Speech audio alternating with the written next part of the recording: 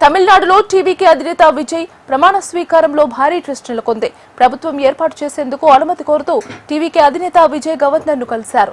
112 ఎమ్మెల్యేల మద్దతుతో కూడిన లేఖను అందజేశారు. ప్రభుత్వ ఏర్పాటుకు అవకాశం ఇవ్వాలని గవర్నర్ను కోరారు. ఈ సందర్భంగా 20 మంది మంత్రుల లిస్టును కూడా గవర్నర్కు అందజేశారు. ఇదిలా ఉంటే రేపు విజయ్ ముఖ్యమంత్రిగా ప్రమాణ స్వీకారం చేయొచ్చని వార్తలు వినిపించాయి. అంతలోనే విజయ్ సమర్పించిన ఎమ్మెల్యే బల నిరూపణ లిస్టుపై గవర్నర్ అభ్యంతరం వ్యక్తం చేశారు. ప్రభుత్వం ఏర్పాటుకు పూర్తి స్థాయి సంఖ్యాబలం ఉండాల్సిందేనని తేల్చి చెప్పారు. దీంతో రేపే సీఎంగా ప్రమాణం చేయాల్సిన విజయ్కు భంగపాటు ఎదురైంది.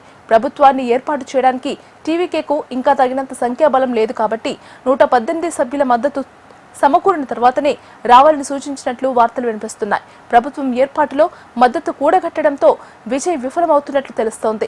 మద్దతు కోసం ఎదురు చూస్తున్న విజయ్కు వామపక్షాల నుంచి మరో షాక్ తగిలింది.